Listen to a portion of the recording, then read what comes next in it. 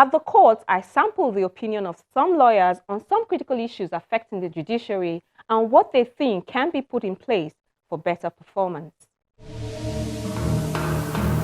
I find as a challenge where the judiciary find it difficult to have a coherent order being obeyed.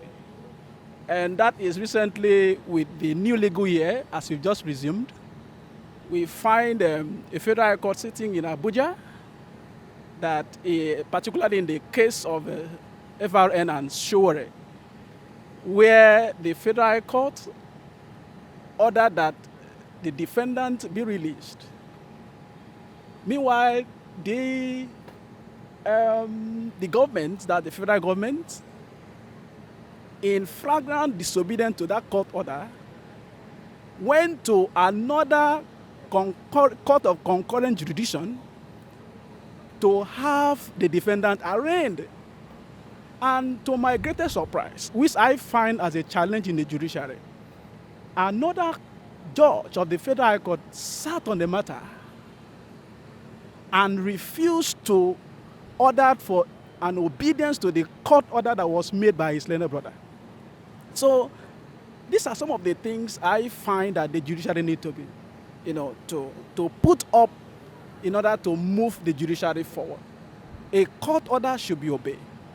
And for purpose of record, if the judiciary is to help itself, then the judges must stand to their own order as being made by any of their learned brothers. I find it as a challenge that I wish that this new legal year, our judiciary system should sit up and ensure that the judgment of the court is obeyed so that we don't end up into growing into anarchy. The courts are congested. There are so many cases in courts, which makes the volume of work to be too much. And then this stalls the speed with which cases are dispensed in courts. And I say, for example, with the Court of Appeal and Federal High Court here, there are so many cases in this court. And especially at the Court of Appeal, sometimes you get an adjournment of 2 years, 3 years, 4 years, 5 years. And that's because they have so much to handle. So I think if parties can choose, first of all, try alternative dispute resolution before resorting to court, it will help lessen the volume of cases that come to court in the end. So that's one solution I would recommend. Then I would also recommend that the courtrooms be made a bit spacious because of the number of lawyers that come daily, so that they don't have to squeeze themselves, step on each other, or maybe even start fainting in courts. Like the Federal High Court here, if the new building at Bodilon can be completed on time and then we can move there, I think that would be better for us. The most pressing issue or the challenge the judiciary is currently facing is financial autonomy. The judiciary without financial autonomy, I think that's one of the biggest problems, because it is the executive that controls their budget, while constitutionally it is supposed to be a separate arm of the government, independent of the judiciary, be it politically or whatever. We need more judges. Like the other day, a judge was saying that they have been hinted from the registry that there are over 1,400 matters pending. The same thing with Federal High Court. The other day they were saying that over close to 2,000 matters are pending. They've not even assigned them because they don't know how to do. So I think appointing more judges, and then appointing the judges to nowadays is based on sentiment, nepotism, and then you now find out it is their children that are there. His father was once a high court judge. His father is a senior advocate of Nigeria. His father is at the Court of Appeal. His father is at the Supreme Court. His father is a politician. This is what kills the judiciary. Most of them are not even serious about the responsibilities attached to the office. They are only after the emoluments or the prestige attached to the office. So this is one of the problems too. NJC should sit up. And recently, I've understood that a judge told us in the court that day that the NJC is now monitoring them. They must take a particular ruling within a particular legal year. They must take a judge must deliver such rulings. A judge must deliver such judgments. They monitor their cases, and they file returns every week, monthly. They have to write their reports. This is monitoring them. So I feel these are the areas that needs to be tackled. Autonomy and then appointment of more judges, more especially the Federal High Court in Lagos. We need more courtrooms. We need at least 100 courtrooms with 100 judges based on the cases that are on ground. A judge, you now see a judge with not less than 100 cases in a legal year. How is he going to cope? On the home stretch, we have a recap of some of the top stories we tracked at the courtroom.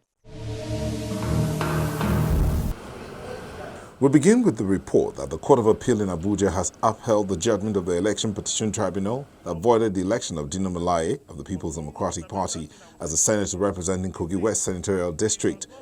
The court, in its judgment, delivered on Friday, ordered the Independent National Electoral Commission (INEC) to conduct fresh elections in some parts of the senatorial district within 90 days.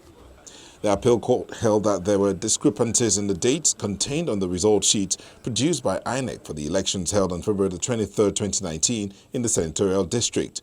In August 2019, Justice A.O. Chijioke of the Kogi State National and State Assembly Election Tribunal had voided Dino Melaye's election, upheld the petition by Smart Adeyemi of the All Progressives Congress, and ordered fresh elections in some parts of the Kogi West Senatorial District.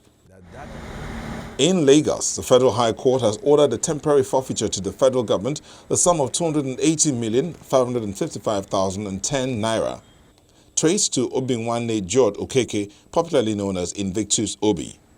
In an ex parte application put before Justice Rilwan Aikawa of the Federal High Court on Monday, the EFCC says it traced the sum of 280.5 million naira belonging to Obi and held in the bank accounts of Invictus Oil and Gas Limited and Invictus Investments Limited. In 2016, 31-year-old Obi was celebrated by Forbes as one of Africa's most outstanding 30 entrepreneurs under the age of 30. He was later arrested by the Federal Bureau of Investigation, FBI, and he is currently standing trial in the USA for allegedly defrauding some U.S. citizens of the sum of $11 million through fraudulent wire transfer instructions in a massive coordinated business email compromise scheme. And now to the tribunals. The Bauchi State Election Tribunal has affirmed Bala Mohammed as governor of the state. The tribunal judge, Justice Salihu Salisu, dismissed the petition of Mohammed Abubakar and the All Progressives Congress for lacking in merit. Justice Salisu ruled that the allegations of overvoting and non-compliance with the laws in some polling units made by the petitioners against the respondents remained unsubstantiated.